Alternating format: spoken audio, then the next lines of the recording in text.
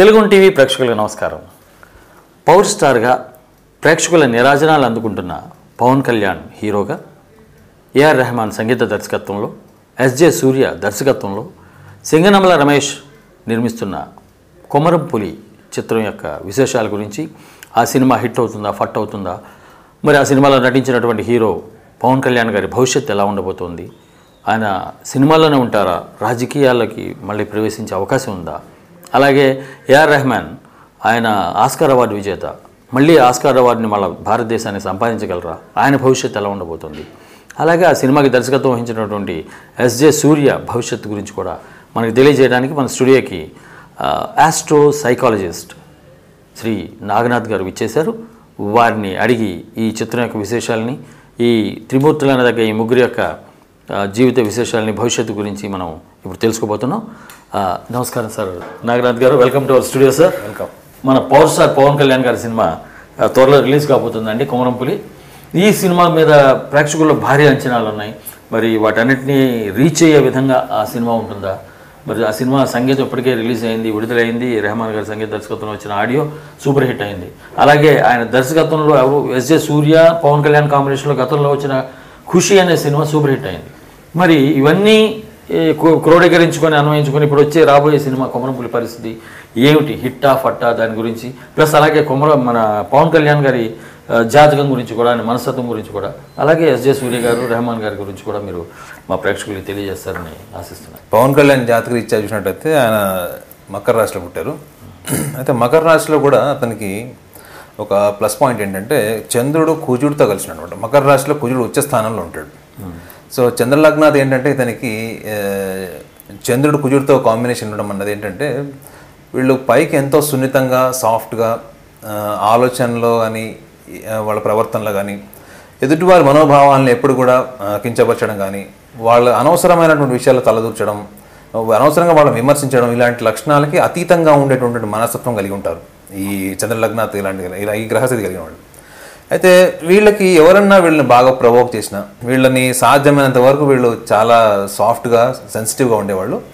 ఎదుటి వారి మనస్తత్వాన్ని గాయపరిస్తే కాలానుగుణంగా వీళ్ళే అనవసరంగా మళ్ళీ రిపెంట్ అయ్యి లేకపోతే ఇంట్రాస్పెక్షన్ చేసుకుని బాధపడే లక్షణాలు వీళ్ళు ఇన్హెరెంట్గా కలిగి ఉంటారు అన్నమాట వీళ్ళు. కాబట్టి సాధ్యమైనంత వరకు వీళ్ళు కాంట్రవర్సీస్ వాటికి వెళ్ళడానికి ఇష్టపడరు.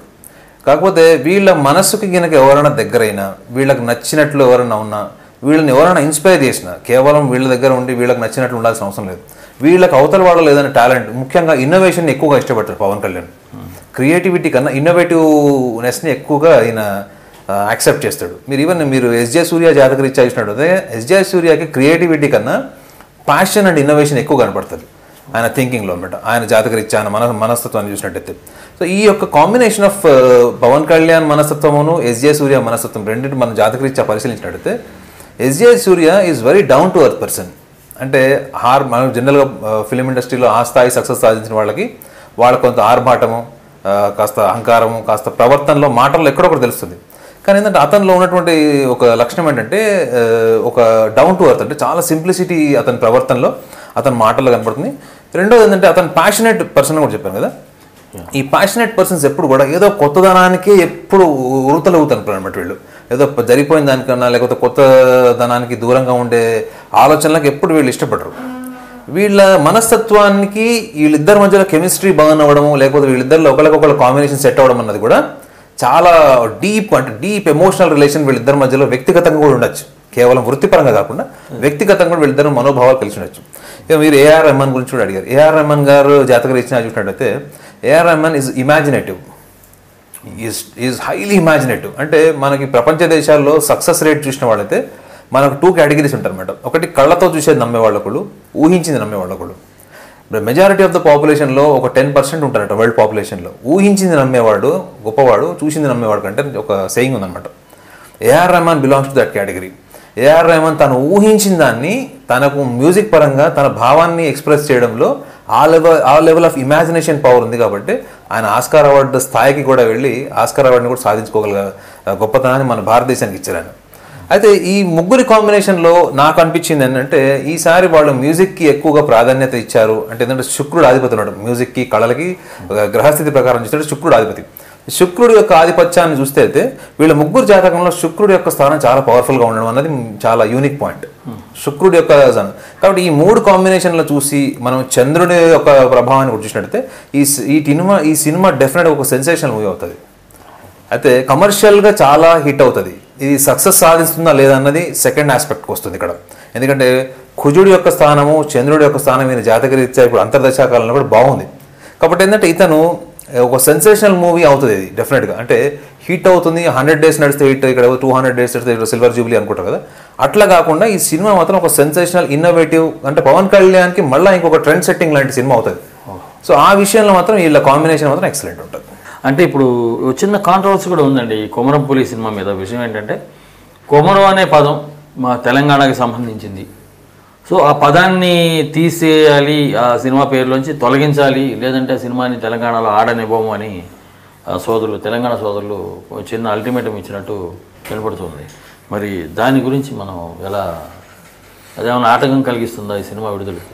అంటే లేదండి, ఎందుకంటే ఇప్పుడు ఈయన వ్యక్తిగత జాతకంలో కూడా అంతర్దశ కాలం చూసినట్టయితే పవన్ కళ్యాణ్కి ఈ ఒడిదుడుకులు కానీ ఏమన్నా చూసినట్టయితే అవి తాత్కాలికంగా ఉండొచ్చేమో, కానీ అది సినిమా రిలీజ్ కాకపోవడా, సినిమా రిలీజ్ అయిన తర్వాత కూడా కాంట్రవర్సీలోకి వెళ్ళే అంత తీవ్రమైన పరిణామాల్లో మాత్రం ఈ సినిమా ఉంటుంది. డెఫినెట్గా ఇది ఈ సినిమా ఒక మంచి మెసేజ్నే ఇస్తుంది సమాజానికి. కాకపోతే ఏంటంటే ఈ సినిమాలో చాలామంది ఊహిస్తున్నట్టు ఇది కేవలం అంటే ఒక మసాలా టైప్ సినిమా కాకుండా ఒక మంచి కాన్సెప్ట్ ఓరియంటెడ్ మూవీ అయి ఉండొచ్చు. అంటే మనము ట్రైలర్స్ అవన్నీ పక్కన పెట్టినట్టు వీళ్ళ కాంబినేషన్ ఆఫ్ మనకి వ్యక్తిగత జాతకరీత్యా మనకి సూర్యాది పవన్ కళ్యాణ్ గారి జాతకం చూసినట్టయితే వాళ్ళు ఈసారి ఒక డిఫరెంట్గా సమాజానికి ఒక message oriented, at the same time entertainment oriented. అంటే కేవలం ఒక ప్రాంతాన్ని ఒక రాష్ట్రాన్ని దృష్టిలో పెట్టుకుని ఈ సినిమా ఆంతర్యం ఉండకపోయిండొచ్చు. పూర్తిగా అన్నట్టు భారతదేశంలో ఒక వ్యవస్థ మీద ఒక పోలీస్ డిపార్ట్మెంట్ క్యారెక్టర్ కూడా ఈ సినిమాలో కనబడుతుంది. కాబట్టి భారతదేశ వ్యవస్థ అంటే పొలిటికల్ సిస్టమ్ మీద, ఇటు లా అండ్ ఆర్డర్కి సంబంధించినటువంటి అంటే దీంట్లో ఉన్నటువంటి కొన్ని లొసుగులకు సంబంధించినటువంటి మెసేజ్ ఓరియంటెడ్ సినిమా అయిండొచ్చు అని నాకు అనిపిస్తుంది. ఖచ్చితంగానండి, ఎందుకంటే ఆయన డైలాగ్ కూడా దీంట్లో ట్రైలర్లో ఆ రోజు ఆడియో రిలీజ్ రోజున స్క్రీనింగ్ చేశారు నోవోటెల్ హోటల్లో. ఏమన్నారంటే, నీ డ్యూటీ, నీ బాధ్యత నువ్వు సక్రమంగా నిర్వర్తిస్తే నువ్వే దేవుడివి, అంటే నువ్వు చేసే వృత్తే నీకు జీసస్, నీకు అల్లా, నీకు రాముడు, అంతే తప్ప వేరే ఏం లేదు. నువ్వు చేసే పని సెన్సార్ అంటే మతపరమైనటువంటి విషయాలన్నీ కూడా అవే బోధిస్తున్నాయి, కర్తవ్యాన్నే బోధిస్తున్నాయి. మత ప్రవచనాలన్నీ కూడా ఆ కర్తవ్యానికి అతీతంగా ఏమీ లేవు. కాబట్టి కర్తవ్యానికి నువ్వు దగ్గరగా ఉంటే నువ్వు భగవంతుడికి దగ్గరగా ఉన్నట్టు అనే మెసేజ్ ఆల్మోస్ట్ మీరు చెప్పిన దాంట్లో కనబడుతుంది. అవునండి, ఇదే డైలాగ్ అయింది. ఇది చాలా పవర్ఫుల్గా చెప్పాడు ఆయన డైలాగ్. సార్ ఇంకో విషయం ఏంటంటే పవన్ కళ్యాణ్ గారు చాలా తక్కువ మాట్లాడతారు. మరి పబ్లిక్లో కానివ్వండి, ఎక్కడైనా కానివ్వండి, ఒక చిన్న నవ్వును అవుతాడు తప్ప కాఫీ కావాలా, టీ కావాలా అని ఏమైనా ప్రొడక్షన్ బాయ్స్ వచ్చినా అంతే తప్ప నాకు ఇలా కావాలి అలా కావాలి అది ఏమి ఉండమండి. చాలా సింపుల్గా ఉంటుంది ఆయన రియాక్షన్. అయితే whereas SJ Surya is very talkative, too talkative. అంటే ఆయన మాట్లాడకుండా 10 నిమిషాలు కూర్చోబెట్టామంటే ఒక చిన్న సైజ్ సునామీ మొదలవుతుంది ఆయన లోపల. అంటే 10 నిమిషాలు కూడా ఉండలేడు మాట్లాడకుండా. మరి వీళ్ళిద్దరు కాంబినేషన్లో వచ్చే సినిమా ఆల్రెడీ సూపర్ హిట్ అయింది గతంలో, ఖుషి, అదొక సెన్సేషనల్ హిట్ అది. మరి ఇప్పుడు వచ్చే సినిమా మరి వీళ్ళిద్దరికి ఎలా కెమిస్ట్రీ ఎలా కుదిరింది? ఆయన అసలు మాట్లాడి ఈయన ఎక్కువ మాట్లాడతారు. ఎస్జే సూర్య జాతకం పరిశీలించినట్టయితే ఎస్జే సూర్య ఏమో వృషభ రాశిలో పుట్టారు. మీరు అన్నట్టు మనము ఎక్స్ప్రెషన్ వేరు, మనం ఎక్స్ప్రెస్ చేయడం వేరు, మన ఆర్టికులేషన్ వేరు. అంటే మనము ఒక భావాన్ని మనం వ్యక్తపరిస్తే దాన్ని కమ్యూనికేషన్ అంటాం. ఆ భావం ఎక్కడి నుంచి వస్తుంది? మనకి మన దృక్పథము, ఆ సందర్భాన్ని బట్టి మనం ఎలా మోల్డ్ చేసుకుంటాం అన్నది మన ఆర్టికులేషన్. అయితే వీళ్ళిద్దరిలో ఆర్టికులేషన్ పాయింట్ ఆఫ్ వ్యూ చూస్తే ఇతనికి మనకి పవన్ కళ్యాణ్కి ఎక్కువగా మంచి భావోద్వేగాల పట్ల మంచి పరిపక్వత ఉంది.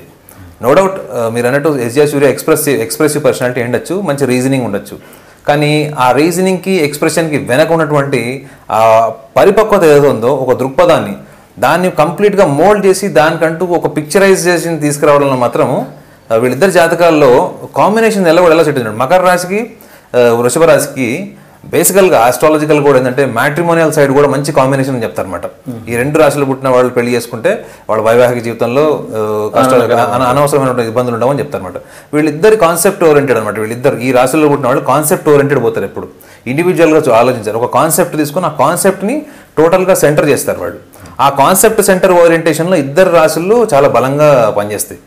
సో ఈ ఇద్దరు ఈ మనస్తత్వాల్లో కూడా మీరు చూసినట్టయితే ఎస్జే సూర్య ఏంటంటే అతను ఈజ్ మోర్ స్పాంటేనియస్. అంటే ఆర్గనైజ్డ్గా ఉంటాడు, అంటే ప్రిన్సిపల్డ్ బట్ డిసిప్లైన్ కాదు. పవన్ కళ్యాణ్ అలా కాదు, he has his own discipline. ఆయన సెల్ఫ్ డిసిప్లైన్ ఎక్కువ నమ్ముతాడు. ఎన్వైరన్మెంట్ నుంచి వచ్చేది, సోషల్ ఆస్పెక్ట్స్ నుంచి వచ్చేదానికన్నా he believes more in self discipline. అంటే జనరల్గా యోగా గురువులు అని చెప్తాడు, మనకు స్వీయ క్రమశిక్షణ చాలా, అంటే హయ్యర్ లెవెల్ ఆఫ్ డిసిప్లైన్ ఎక్కడికి వస్తుందంటే సెల్ఫ్ డిసిప్లైన్కి వస్తుంది.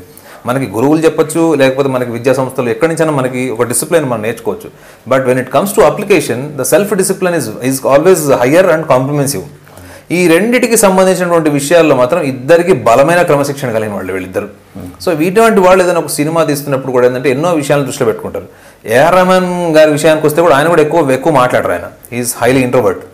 ఎందుకంటే జనరల్గా క్రియేటివ్ పీపుల్ ఎక్కువగా చాలా తక్కువ మాట్లాడతారు. ఎందుకంటే వాళ్ళ మైండ్లో ఎప్పుడు కూడా ఫోకస్డ్గా ఒక విషయం పట్ల తపన నడుస్తుంటుంది, ఒక తపస్సు నడుస్తుంటుంది. ఆ తపస్సు ఉన్న వాళ్ళు ఎక్కువగా అనవసరమైన విషయాలు లేకపోతే ఎక్కువగా స్పందించడం, అనవసరంగా స్పందించడం అనే లక్షణాలు తక్కువ కనపడతాయి. సో వీళ్ళ ముగ్గురు కాంబినేషన్ ప్రకారం చూస్తే మాత్రం ఇది మంచిగా ఒక సెన్సేషనల్ ఎంట్రీ అవుతుంది. మనకి చాలా కాలం తర్వాత పవన్ కళ్యాణ్ సినిమా వస్తుంది కాబట్టి 3 ఏళ్ళు ఆల్మోస్ట్ ఇది మంచి సెన్సేషనల్ ఎంట్రీ. పవన్ కళ్యాణ్ కూడా కొంత మళ్ళీ యువతకి కొత్త ట్రెండ్ సెట్ చేసినట్టు ఉంటుంది. సార్ నాగనాథ్ గారు, మరి పవన్ కళ్యాణ్ గారు వాళ్ళ అన్నయ్య ప్రజారాజ్యం పార్టీ పెట్టినప్పుడు, చిరంజీవి గారు ప్రజారాజ్యం పార్టీ పెట్టినప్పుడు ఆయన యువరాజ్యం అధినేతగా చాలా దూసుకుంటూ వెళ్ళి ప్రచారం అది చేయడం జరిగింది ఎన్నికల్లో.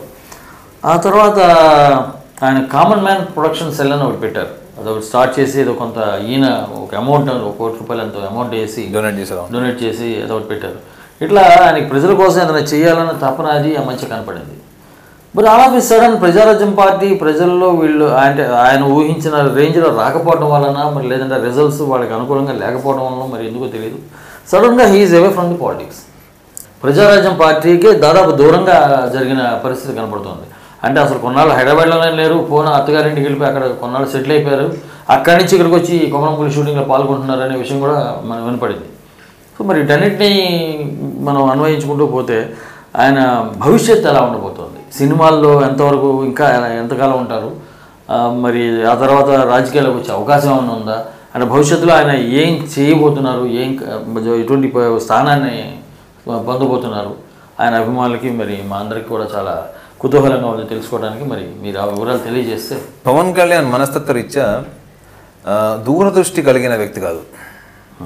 అంటే వీళ్ళకి చెప్పాను కదా ఇందాక కూడా కాన్సెప్ట్ ఓరియంటెడ్ అనేది. వీళ్ళు ఒక టార్గెట్ సెట్ చేసుకొని ఆ టార్గెట్ మీద కంప్లీట్గా అంకిత భావంతో పనిచేస్తారు. వీళ్ళు నిజాయితీగా అంకిత భావంతో మానవత్వ దృక్పథంతో పనిచేస్తారు.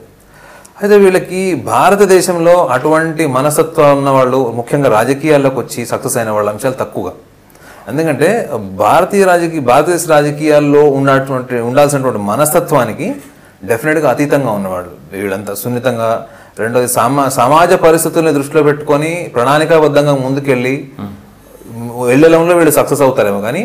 కానీ వీళ్ళకంటూ పార్టీకంటూ ఒక ఎజెండాని సెట్ చేసుకొని ఆ ఎజెండాని బలోపేతం చేసుకొని దాన్ని స్ట్రెంథన్ చేసుకోవడం మూలంగా ఒక్కసారి పార్టీకి బలం తీసుకొచ్చి ఆ పార్టీని సమర్థవంతంగా నడిపించగలిగే అడ్మినిస్ట్రేటివ్ స్కిల్స్లో ఫెయిల్ అవ్వడం అన్నది కూడా మనకి వాళ్ళ దూరదృష్టి ఎంత ఉంది, వాళ్ళ విధి విధానాల పట్ల ఎంతవరకు వాళ్ళ పరిపక్వత కలిగి ఉన్నారు, వాళ్ళకి ఎంత ఇండివిజువల్ మెచ్యూరిటీ ఎంత ఉండొచ్చు. కానీ అక్కడ సందర్భం ఏంటి, పరిస్థితులు ఏంటి, దానికి అనుగుణంగా మనం ఎంతవరకు సంసిద్ధులం అయ్యాము, మనం ఎంతైతే ప్రిపేర్ అయి వెళ్తున్నామో దానికి అనుగుణంగా సమాజ పరిస్థితి ఏంటి, సమాజంలో వ్యక్తుల యొక్క దృక్పథం మన పట్ల ఏముంది అన్న విషయాన్ని మాత్రం అంత బలంగా పరిశీలించినట్టు కనపడలేదు మనకి ఇక్కడ.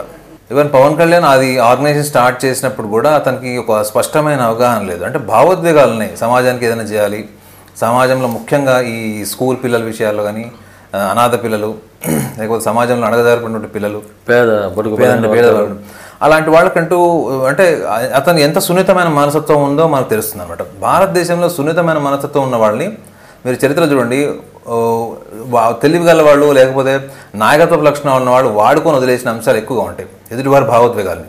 పవన్ కళ్యాణ్ రాజకీయాల్లోకి వచ్చే ముందరే అటువంటి ఒక పరిస్థితులను ఎదుర్కొన్నారు. తర్వాత మళ్ళీ ఆయన రాజకీయాల్లోకి వచ్చి పార్టీ పరంగా ప్రచారం కూడా చేశారు.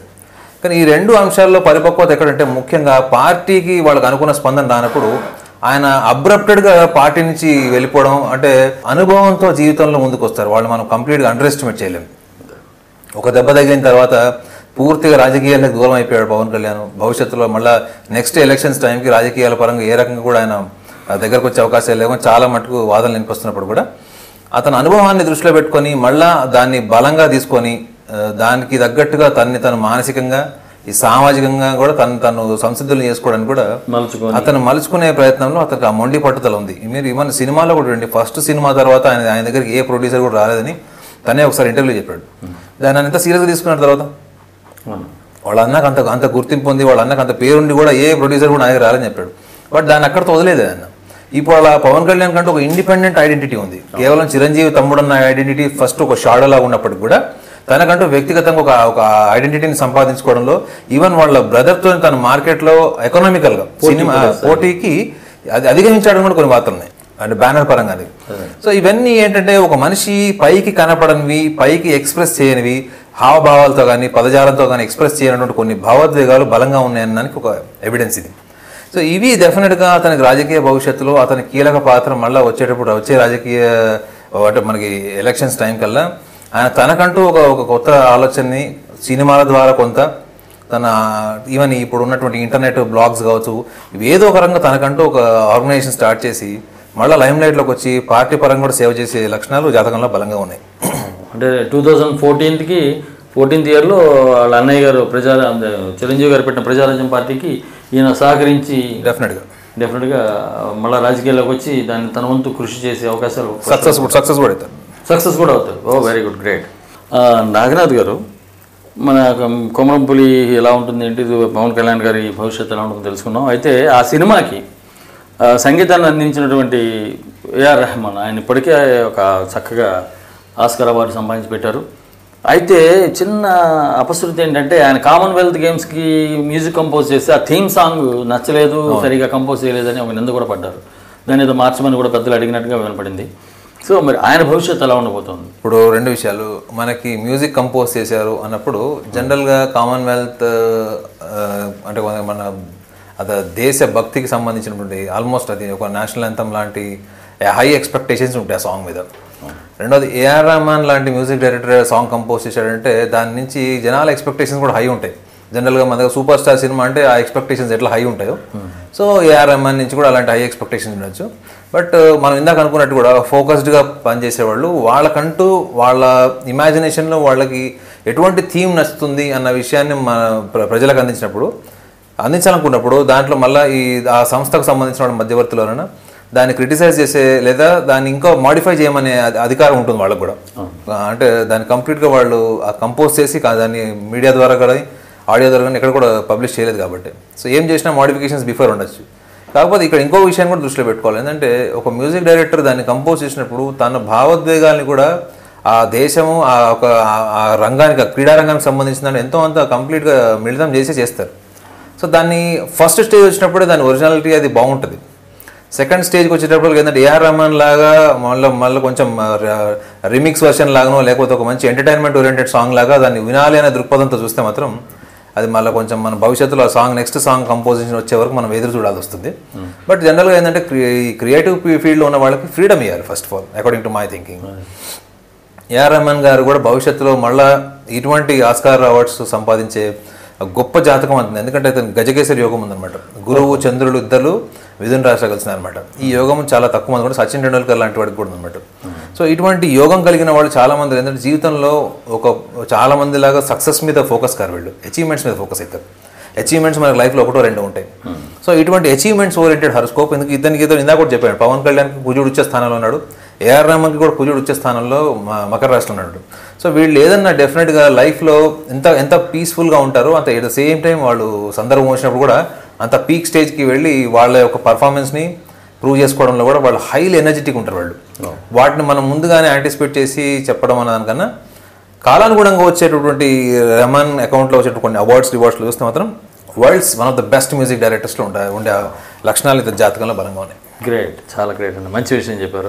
సో గజకేసరి యోగం ఉండబట్టి ఆయన భవిష్యత్తులో ఇంకా అద్భుతాలు సృష్టించే అవకాశం ఉందంటున్నారు.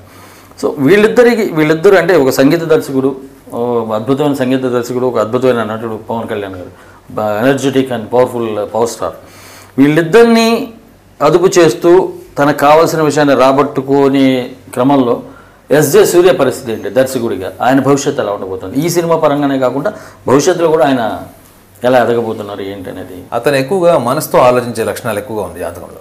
అంటే అతని దృక్పథంలో కమర్షియల్ ఎలిమెంట్స్ కన్నా ఎక్కువగా యూత్ని ఎంటర్టైన్మెంట్ ఓరియంటెడ్ ఎమోషన్స్ని ఇటువంటి వాటిని ప్రధానంగా తీసుకునేటువంటి మనస్తత్వం కలిగినవాడు. రేపు పొద్దున భవిష్యత్తులో సినిమాలు తీస్తే కూడా ఎక్కువగా ఏంటంటే అతను ఎంటర్టైన్మెంట్ ఓరియంటెడ్ మూవీస్ మీద ఎక్కువగా యూత్కి ఒక పనికొచ్చేలాంటి మెసేజ్ ఓరియంటెడ్ మూవీస్ కన్నా ఎక్కువగా ఎంటర్టైన్మెంట్ ఓరియంటెడ్ మూవీస్ ఎక్కువగా ప్రొడ్యూస్ చేసే జాతకం అవుతుంది. రెండవది ఏంటంటే అతను గుర్తింపు కోసం తపన పడే మనస్తత్వం కలిగిన బలమైన జాతకం.